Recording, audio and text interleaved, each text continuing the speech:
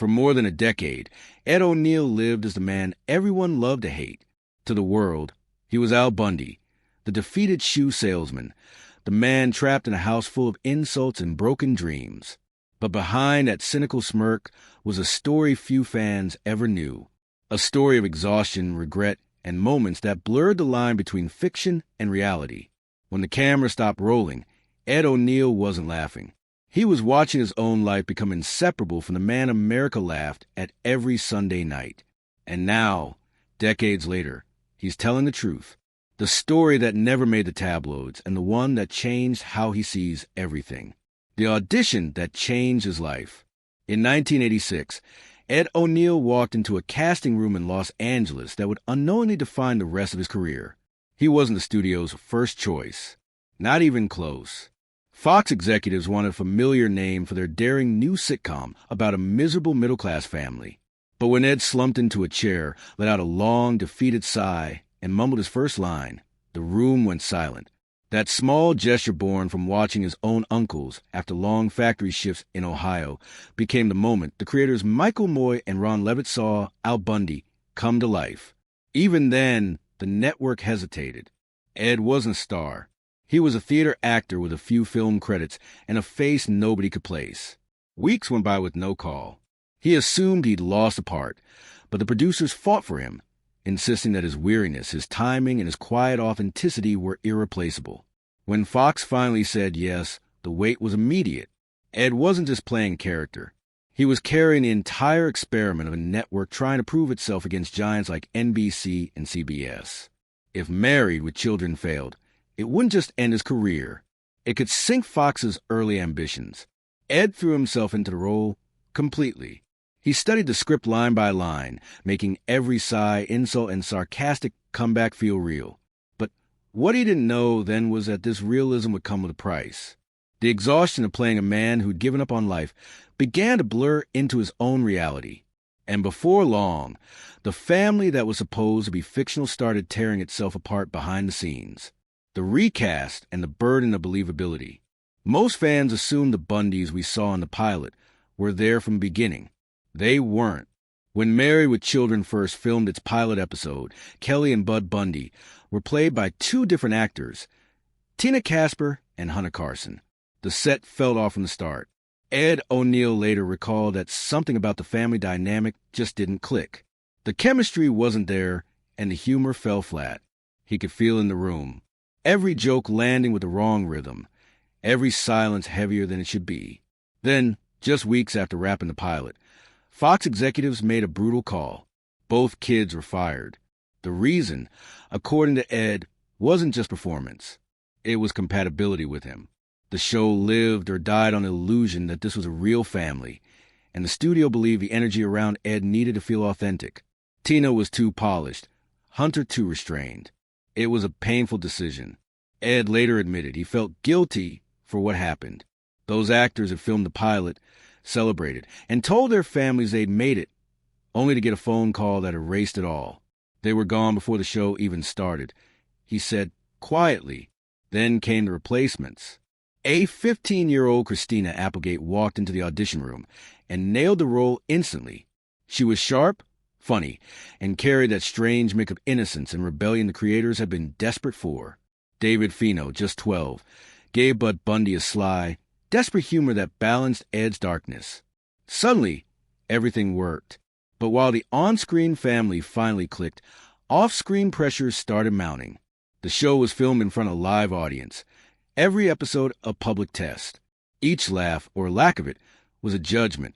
And as Ed soon learned, carrying both the humor and the heartbreak of Al Bundy every week would take more than just good timing. It would take a toll on his mind, his body, and his relationships for years to come. The stage that never slept, the hidden toll of the live audience. Every week for 11 years, Ed O'Neill stood under the heat of studio lights, performing for a live audience of 300 to 500 people. The laughter was real.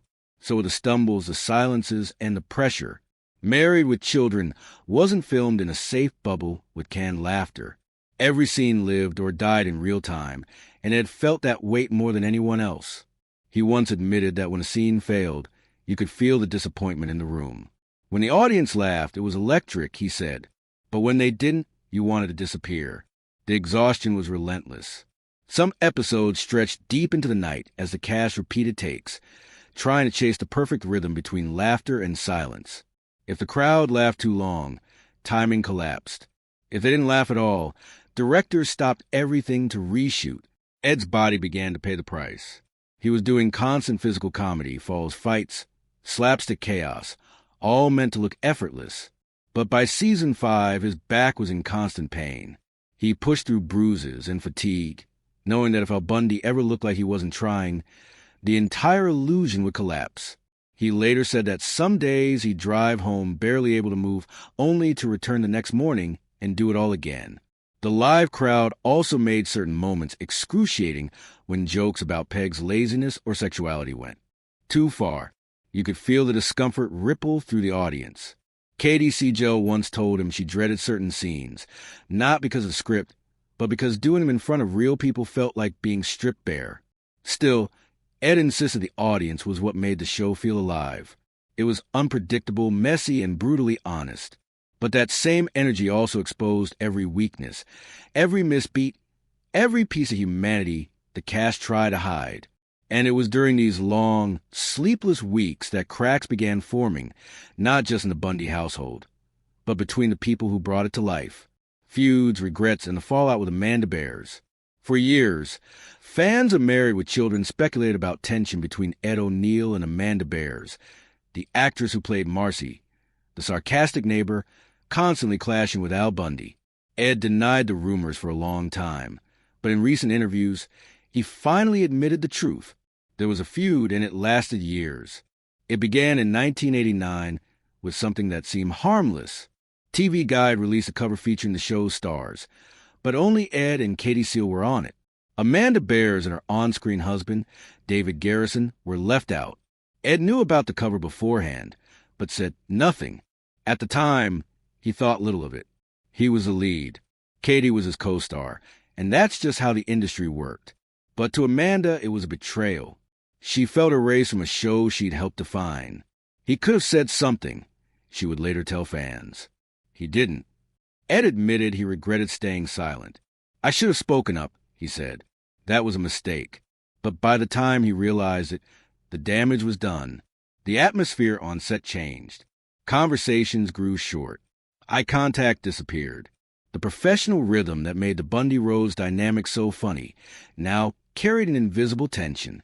Things got worse in 1993, when Amanda got married and didn't invite Ed. She later said it wasn't out of spite. She just wanted a peaceful day, free from the awkwardness of their strained friendship. Ed took it personally. That hurt, he confessed. I thought we were family.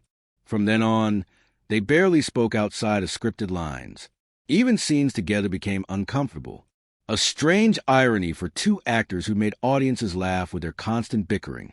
Katie Siegel once tried to mediate, but both sides refused to give in. Years later, Ed admitted his ego played a part. I should have understood how she felt, he said. I didn't. That silence between them became a ghost that lingered long after the cameras stopped. And as the seasons went on, Married with Children became less like a comedy and more like a battlefield where every joke had an unspoken wound. Boycotts, backlash, and the day everything changed. In 1989, Married with Children faced a kind of firestorm that could have destroyed any show and nearly did. It started with one woman, Terry Ricolta, a conservative activist from Michigan, who caught an episode she found offensive and decided to fight back. She wrote letters to advertisers claiming the show was corrupting American families. Within weeks, major companies, including Coca-Cola and Procter & Gamble, pulled their ads. For Fox, which was still a young and unstable network, it was a nightmare. They called emergency meetings, debating whether to tone down the scripts or even cancel the show outright. Inside the studio, panic spread. Writers whispered about censorship. Crew members worried about their jobs. And the cast, who'd always treated the show as a satire, suddenly found themselves accused of promoting the very things they were mocking. Ed O'Neill remembered the confusion vividly. He said he first heard about the boycott from reporters on set, not from a network. They told us not to say anything, he explained. They were afraid if we defended the show, it would make things worse. Katie Seal later called that period terrifying. She feared her career might end before it began. Christina Applegate, just 17 at the time, became a target for moral outrage. Critics accused the show of exploiting her character's sexuality, even though she was a teenager following a script written by adults. What few fans realized was how that controversy changed the show forever. The writers didn't soften the humor. They sharpened it. They learned to slip subversive jokes under the radar, using innuendo and wordplay instead of blunt shock. Ironically, the boycott turned into the best publicity Fox ever had. Ratings skyrocketed. People who'd never heard of Married with Children tuned in just to see what the fuss was about. Ed later called it the greatest marketing campaign we never paid for. But behind his humor was a trace of bitterness. The controversy made him realize that success always came at a cost, and sometimes that cost was innocence, loss, regret, and the scene he refused to film. By 1991, Married with Children had survived controversy and built a cult following. But behind the laughter, tragedy struck. During the show's 6th season, Katie Sagal, who played the sharp Tonge Peg Bundy, was pregnant, and the writers decided to weave her pregnancy into the story. The Bundys were finally going to have another baby. It seemed like the perfect next chapter. Then everything changed. In her 7th month, Katie lost a baby. Production stopped. Scripts were torn apart. The storyline was rewritten overnight into a surreal dream episode where Al imagines Peg giving birth only to wake up and realize it never happened. To the audience, it was dark comedy. To the cast, it was unbearable. Ed O'Neill admitted that he didn't know how to handle it. "I didn't know what to say," he said years later. "I thought staying quiet was better than saying the wrong thing." But silence wasn't what she needed. Katie returned to work soon after, still grieving, and had to slip back into Peg's teasing humor, while everyone on set avoided the subject. Ed said that was one of his biggest regrets, not being there for her in the way a real friend should have been. Around that same time, another moment pushed him to his limit. The writers proposed a scene that Ed felt made Al Bundy genuinely cruel, crossing a moral line. He refused. Al could be miserable, angry, pathetic, but not evil, he explained. If you made him mean, people would stop laughing. After a heated argument, the writers relented and rewrote the scene.